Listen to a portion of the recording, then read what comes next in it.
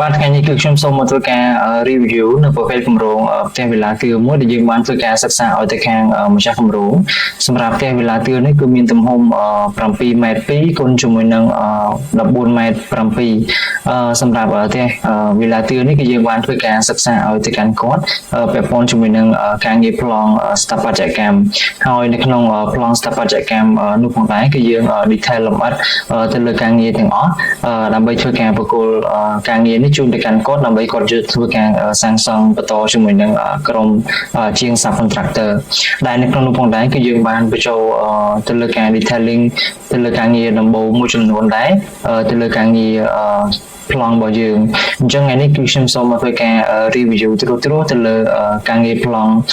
ផ្ទះវិឡាទឿនេះដើម្បីធ្វើការចែកជូនទៅកាន់ពុកម៉ែបងប្អូនទាំងអស់គ្នាផ្ទាល់ផងដែរដែលឡែកសម្រាប់ពុកម៉ែបងប្អូនដែលមានតម្រូវការក្នុងការសិក្សាគម្រោងមួយប្លង់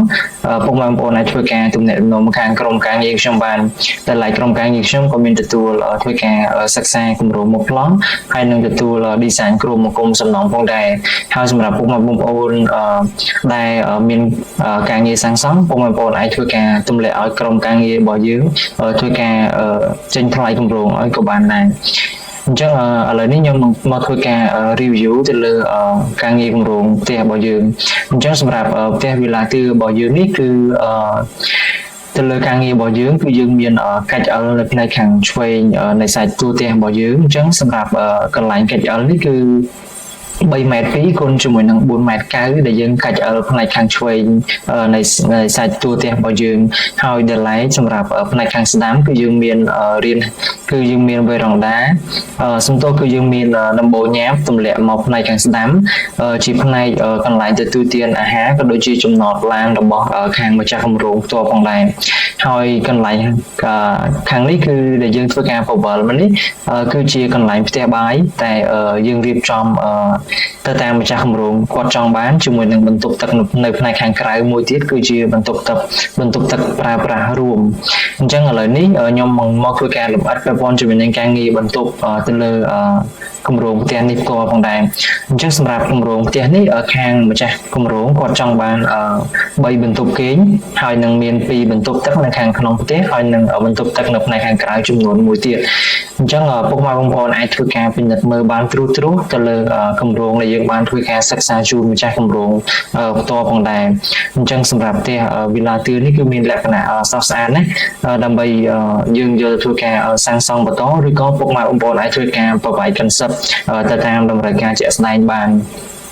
ហើយសម្រាប់ការងារនេះគឺជាគម្រោងការងារប្លង់ទៅលើការងារប្លង់ដំបូលដែលយើងលម្អិតតាំងពីកម្ពស់ជើងគោកតាំងពីគម្លាតតែរណែងគម្លាតផ្ទងសម្រាប់ឲ្យម្ចាស់គម្រោងយកទៅមើលផ្ទាល់ឬក៏បងជាង subcontractor ក៏យកទៅពិនិត្យមើលការងារបន្ថែមទៀតបានដើម្បីងាយស្រួលក្នុងការសាងសង់ទៅតាមការងារជាក់ស្ដែងដែលយើងបានធ្វើការសិក្សាប្លង់លម្អិតជូនគាត់នឹងឯងហើយពាក់ព័ន្ធជាមួយនឹងការងារជ្រីការងារជ្រុងទាំងអស់គឺយើងធ្វើការ detailing ទៅតាមការងារដែលយើងបានធ្វើការសិក្សាផ្ទាល់ផងដែរអញ្ចឹងសម្រាប់ខ្ញុំដូចជាអត់មានអ្វីច្រើនទេគឺខ្ញុំមានត្រឹមតែប៉ុណ្ណេះដើម្បីធ្វើការចែករំលែកទៅកាន់ពុកម៉ែបងប្អូនទាំងអស់គ្នាអញ្ចឹងសម្រាប់ពុកម៉ែបងប្អូនដែលមានតម្រូវការក្នុងការសិក្សាគម្រោងម៉ូដប្លង់ពុកម៉ែបងប្អូនអាចធ្វើការទំនាក់ទំនងមកខាងក្រុមការងារយើងខ្ញុំបានតាមរយៈ QR Telegram ឬក៏តាមរយៈលេខទូរស័ព្ទផ្ទាល់ផងដែរសម្រាប់លេខទូរស័ព្ទរបស់ខ្ញុំខាងលើក៏ខ្ញុំមានភ្ជាប់ជាមួយនឹង Telegram ដែរពុកម៉ែបងប្អូនអាចធ្វើការស្វែងរកខ្ញុំតាមរយៈ Telegram ទូរស័ព្ទខាងលើផ្ទាល់ផងដែរអញ្ចឹងខ្ញុំសូមអរគុណច្រើនពុកម៉ែបងប្អូនទាំងអស់គ្នាដែលបានធ្វើការតាមដានទស្សនានៅវីដេអូរបស់ខ្ញុំតាំងពីដើមរហូតដល់ចប់ផងដែរ